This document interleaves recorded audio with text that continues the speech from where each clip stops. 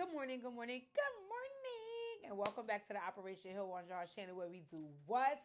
Focus on healing, humor, and hot topics. If your nosy ass is present, that means you're looking for the healing segment of my channel where I now answer some of these Dear Deja letters. While I'm doing so, please, ladies and gentlemen, if you're new here, don't forget to subscribe to the channel.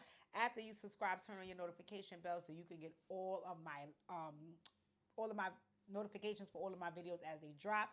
Please don't forget to like the video because that is your free way of supporting my channel unless you want to cash at me or leave me a super chat. In any event, let's get into this letter. Dear Deja, I really need your help. I met my man 8 years ago at a Weight Watchers meeting. Oh, okay, I used to go to Weight Watchers a time ago. We both had weight issues, so that helped us make an instant connection. Not to mention, he's funny, charismatic, handsome, smart, and romantic. He's my teddy bear. We both stopped going to Weight Watcher meetings a year after we met, and of course, a lot of our good eating habits began to subside. In 2019, I was approached by my doctor, and she suggested I look into having weight loss surgery. When I shared this with my man, he frowned upon it. The pandemic hit and we stopped talking about it. I got really sick during the pandemic, and two of the main reasons why was because I'm a chronic asthmatic and because I'm overweight. I decided that was it. September of 2021, I had my weight loss surgery. By summer of 2022, I had shed 100 pounds and was ready to celebrate my 30th birthday. At first, after having my surgery, my man was happy for me, but then his actions started to shift. He began making inappropriate jokes about my weight loss, making it seem like I was only doing certain things because I had lost weight, and just overall belittling me and hating on my transformation. Meanwhile, he had gained 60 more pounds since my surgery. Here's where I need your help. I'm losing interest in my man, and not because of his weight gain, but more because of his attitude shift. He used to be fun, loving, and supportive. Now he's just giving hater vibes. I know leaving him now will only make people think I lost weight and flexed on him, but what people don't know is I'm tired of arguing and dealing with a man who has a nasty attitude because he's not ready to address his health issues, or more importantly, he's angry that I actually went ahead and not only addressed but took care of mine. I need your help, Deja, because he's about to come home and find me gone. Please help, sign. Don't hate because I lost weight. Ooh, child. Oh, Lord have mercy on me. All right, let me take a sip of my little water, as usual. Take these glasses off. First of all, congratulations. Congratulations. I'm always an advocate for anybody who wants to address their health issues, and especially when it's regarding their weight, because that's my journey, right? I definitely had to address my health issues regarding my weight starting in 2015, and I'm still on that journey, and it has been successful for me thus far, so all glory be to God. And I imagine, because you sound like you're doing a phenomenal job, that it has been successful to you. So if nobody else has congratulated you, let me congratulate you and say I'm proud of you, because whether folks know it or not, and we know they like to pass comments, pass judgment, and have comments, it's not easy as they think it is. It is not as easy as folks think it is. So congratulations, my dear. Once again, I'm proud of you. Right? Okay. Okay. So now this is about two things, right? This is not only about your health and weight loss journey, but this is also about your romantic relationship. And those are two things that it sounds like is colliding and in a negative way. Oh, excuse me. Oh, sorry, that was rude. I apologize, you guys. I don't know, I have some indigestion. But anywho, first of all, let me say this, right? Whenever you're in a relationship with a person, right? And it doesn't matter what relationship it is. I don't care if it's a friendship. I don't care if it's a romantic relationship. I don't care if it's a family relationship. What is it? Familial relationship, right? The only thing that I personally like to make sure my Healing Heart participants know is that relationships have to be healthy, right? Because I know that unhealthy relationships can take a toll on your life. So I'm going to say that again. Relationships have to be healthy. The relationship with your family needs to be healthy. the relationship with the people that you have chosen as friends needs to be healthy, and your relationship with your spouse needs to be healthy. Because if not, it will take a toll on you. Now, a part of having a healthy relationship is having someone who supports you, who cares about your feelings, and someone that will protect your feelings as well and hold them in high regard, right? What I didn't like about what you shared about your romance, about your spouse, and what's taking place regarding your weight loss journey is that it seems like he may have forgotten that he's supposed to safeguard your feelings and that he's supposed to be supportive, and it sounds like he may only be thinking about his own feelings regarding this situation and now inflicting that issue on you. That is unhealthy. That is unhealthy. That is unhealthy, right? And you guys know one of my favorite lines is what is allowed is what will continue, right? So if I allow you to inflict your issues on me in this particular situation, then every time you have a problem, I will pay the piper for your problem because that's what you're now used to doing to me. Absolutely not. Absolutely not. Absolutely not. I say this with an incredibly straight face. Relationships need to be healthy. So before we get to how much weight I lost, how you feel about my surgery, and how I'm acting regarding having surgery now that I lost weight, before we get to any of that, we first need to discuss the foundation of our relationship. And if I have made a choice as about my life, as long as it's not hurting or harming me or you, then you should be in support of that. And support looks like taking care of me, helping me, cheering me on about the decision that I made. It doesn't sound like you're getting any of that about that decision you made. And because it doesn't sound that way, it leads me to say the thing I just said to you, which is relationships need to be healthy. So before we get to what the hell he's pissed about and why the hell he's pissed about it, let's just talk about our relationship. That's not healthy. Like you said, to come home and have to deal with a person who is now in a funk, in a nasty space, and only caring about what they're going through and what they feel, that's a hindrance to you. That's a cancer. Not even being able to say, you know what? Because I could even I've had some people say this to me. Khadija, you look great. And I definitely commend you on what you did, but I'm too afraid to do so. That's fine. That's fine for him to share with you that although you are in a space where you can be honest with yourself and address your health issues and now embark on a weight loss journey, I'm proud of you for doing so, but I'm not there yet. But see, that's the issue. In order for him to come forth with those words, he has to actually feel that way. And I'm wondering, is he proud of you? Is he happy for you? Right? And if you're not happy for me after I have addressed something that could not only hinder me, but that meant life or death, if you can't be happy for me in these moments and this is just one stepping stone and one triumph in my life, what else will you hate on me about? What else will you take issue with when I make it happen just because you didn't do it? And that's a problem. That's a problem because it's a representation of an unhealthy relationship. I'm sorry, it is. So while I understand what it's about, my thing is before you even get to what he's hating on, the fact that he is hating in the first place and he is supposed to be a significant other is a huge, huge red flag. Your partner is supposed to want the best for you. In some relationships, partners want more for their partner than they want for themselves. That's how much they love you and care about you. So you mean to tell me not only can you want for me what you want for yourself, but you actually want less? What the hell is that? And I think before you even try to have the discussion with him about your weight loss journey and you addressing your health issues, I think the conversation should be what you feel in regards to the way he's treating you about your weight loss journey and your health issues.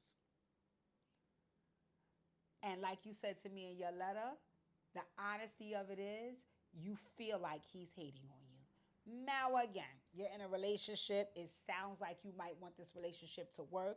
So you have to be very mindful of the way you address this, right? Because I know for me, if somebody opens up the conversation saying they think I'm hating on them, I'm going to be like, what, bitch? So he may not be able to receive that, and you might not be able to land the plane. So I think you just might need to say what those hater behaviors look like, so he can now put it together that, oh, she thinks I'm hating, right? And again, he can't be mad once he put that together, because the only thing that you're doing is laying out his actions and behaviors. He's the one that concluded that he's hating, right? So I think you should share some of the things. Like, case in point, one of the things that you could say is like, well, I don't feel supported. I don't feel supported. I felt like when it initially came up, you spoke negatively about it. After it happened, you spoke negatively about it. So I don't feel supported in a decision that I think, in a decision that I made that's best for me from you. Right? And you guys can talk about what that looks like. Then you start to roll out examples. Remember when you said, remember what you did, remember that time when I felt unsupported in those moments. And like I said, once you lay out his actions and behaviors, like you said, his attitude can be nasty. You know what I'm saying? Then you guys can a little further down the line discuss why, which is you don't want to address your health issues, so you're upset that I address mine. That is of no fault of your own. That is an inside job that he needs to start working on, right? And I think that it would be a beautiful thing for you to be able to expose him to that side of himself, because number one on the list, he might be unaware of it, and number two on the list, it might be the greatest lesson that he's ever been taught, and he could be grateful and appreciative to you for it, and you guys can grow from this, right? Because I have been in relationships where, or shall I say my current relationship, where some things have been said to me that they're not flattering, but they're also things that I was unaware of. And you cannot heal what you don't reveal.